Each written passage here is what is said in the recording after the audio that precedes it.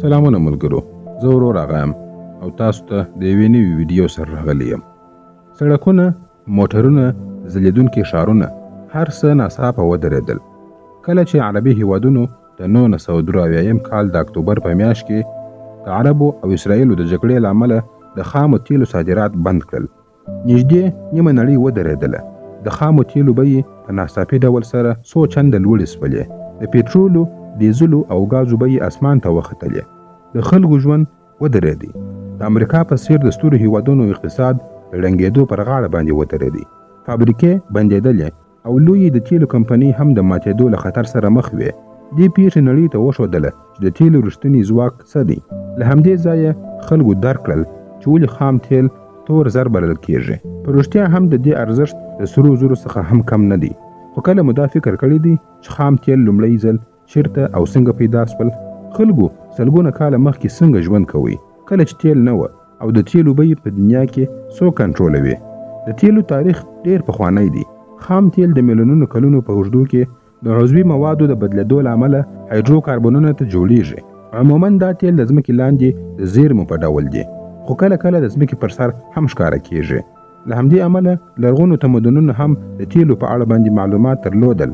زرګونه کاله پخوا د مصر لرغوني تمدن خام تیل د درملو په توګه سره کاروله. هغوی باور درلودی که تیل پر زخم باندې وموښل سي، ژر به هغه زخم روغ سي.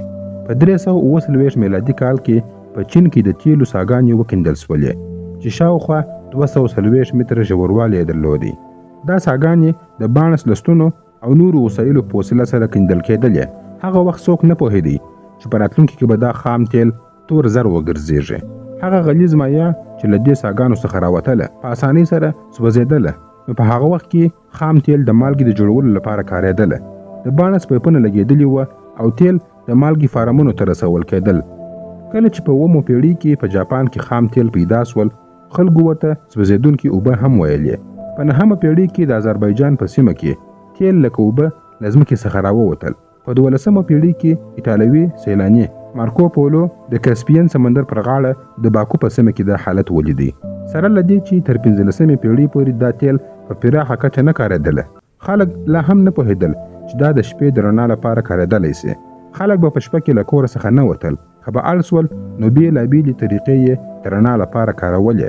په هغه وخت کې به خلکو ځانګړي کبان او مرغان ښکار کوله، وچول به یې او بیا به یې سوځوله چې رڼا به یې کول. په امریکا کې یو ډول کب او په سکاټلند او ایرلند کې پیټریل مرغان د څراغ په توګه سره کارول کېدله. وروسته په 18مه پیړۍ کې د ویل کبانو څخه تیل راایستل کېدله. د ډیرو ویل کبانو ښکار به کېدی او له هغوی څخه به تیل راایستل کېدله. دا تیل د څراغ، عطر او غوړو لپاره کارول کېدل. امریکا پر دې صنعت باندې واک درلودی او دا د هغوی 5م لوی صنعت ګرځېدلی و. په 1844 کال کې د کاناډا یو ساینسپوه ابراهام ګیسنر یو نوی ماډل تیل جوړ کړي چې د رڼا لپاره کارول کېدی. هغه له تیل لرونکي ډبرو، سکرو او بټومین څخه کیروسین جوړ کړل. دا تیل ارزانه و او د ویل له تیلو څخه 15 چنده ارزانه تمامېدله. له دې سره د کیروسین استعمال ډیر سو او خلک د شپې هم پر سړکونو باندې ګرځېدل ځکه څراغونه جوړ سوي وو. وروسته په 1858 کال کې په پنسلوانیا کې لومړی ځل تور تیل له ځمکې څخه راووتل. په پیل کې خلکو ورته پام ونه کړي، خو وروسته پوه شول چې دا پټرولیم دی. جیمز ټاوسند چې یو د بانک مشر و، غوښتل یې چې له دې کار څخه پیسې وګټي. هغه د ییل پوهنتون استاد بنیامین سلیمن ته وویل چې دا مواد وڅېړه. راپور ډیر مثبت و. که دا تیل تصفیه سي، ارزښتناکه محصولات ترې جوړېدلی سي. وروسته ټاونسند له ایډوین ډیریک سره ولیدل او هغه ته د تیلو د څاګانو د کیندلو دنده وسپارله. په 1859 کال کې ډیریک په ټایټسویل کې پرمه پیل کړه.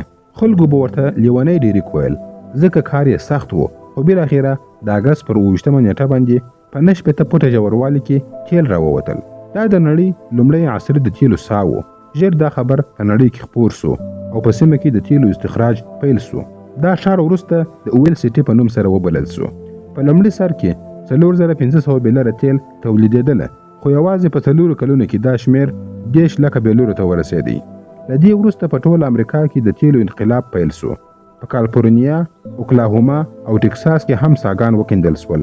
تر 1900 کال پورې امریکا هر کال 4 میلیونه بیلره تیل تولیدوله. له دې سره سره تر 200 څخه زیات د تیلو فرعي توکي لکه چولي، تیل، غوړي او کیروسین تولیدېدل او بازار ته وړاندې کېدل پیل شول. ډېر ژر امریکا د نړۍ تر ټولو ستر د تیلو تولیدونکی هیواد شو. د امریکا د تیلو د کاروبار د چټک پرمختګ سره د نړۍ په بیلابیلو هیوادونو کې د تیلو لټون پیل شو. هر هیواد غوښتل چې له هغوی له ځمکې څخه هم تیل راووځي. په ځینو هیوادونو کې حکومتونو د تیلو د څېړنې لپاره پیسې لګولې او په ځینو ځایونو کې اروپایي کمپنۍ د تیلو په لټه کې وې. د 20مې پیړۍ تر پیله پورې دا لټون منځني ختیځ ته هم راورسېدی. برتانوي جیولوجیست جورج برنارد 10 کاله پرله پسې د فارس یعنې اوسنی ایران په بیلابیلو سیمو کې د تیلو لټون پیل کړ. بالاخره په 1908 کال کې په فارس کې خام تیل پیدا شول. د دې موندنې له امله د انګولو فارسي تیلو کمپنۍ چې یوه برتانوي کمپنۍ وه په دې سیمه کې یې قرارداد ترلاسه کړ. دې کمپنۍ تیل تصفیه کوله او نور هیوادونو ته یې صادروله. وروسته د دې کمپنۍ ډېرې ونډې د برتانیې حکومت واخیستلې. نو د ایران د تیلو ګټه د برتانیې حکومت ته ورتلله. د برتانویانو د دې کړنې پر وړاندې د ایران خلکو مخالفت وکړ او د دواړو ترمنځ شخړه پیل شوه. د دې شخړې د حل لپاره په 1923 کال کې یو تړون لاسلیک شو چې له مخې به برتانیا ایران ته ټاکلې اندازه پیسې ورکوي او ایران به د 80 کلونو لپاره د دوی په کار کې مداخله نه کوي. په دې ډول سره برتانویانو د ایران پر تیلو بشپړ واک ترلاسه کړ. خو دا حالت ډېر وخت دوام ونه کړ. ایران ته دا احساس پیدا شو چې برتانویان د دوی طبیعي شتمني لټوي. نو په 1951 کال کې ایران خپل د تیلو صنعت ملي کړ او ټولې سرچینې یې په خپل واک کې واخیستلې. د ایران وروسته په منځني ختیځ کې د تیلو لټون نور سیمو ته هم ورغځېدی. په 1938 کال کې یوې امریکایي کمپنۍ ارامکو سعودي عربستان ته ورسېدی. هغه وخت سعودي عربستان یو ډېر غریب هیواد و چې یوازې صحراوي وې.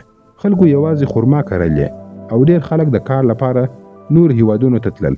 لږ عاید د مکې او مدینې شریفې د زیارت کوونکو څخه ترلاسه کېدی، خو دا عاید د دې لپاره کافي نه و.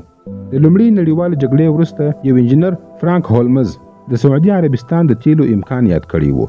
کلونه یې لټون وکړ خو بریالی نه سو. بالاخره په 1938 کال کې په دمام سیمه کې تیل پیدا شول. له دې وروسته هر ځای چې به کیندنه کېدله تیل راوتل. د تیلو د لیږد لپاره پایپلاینونه جوړ شول. په 1940 کال کې ارامکو کمپنۍ ته د تیلو د استخراج بشپړ مسؤلیت وسپارل شو او سعودي عربستان ډېر ژر شتمن هیواد شو. خلک شتمن شول او لوکس موټرونه یې واخیستل.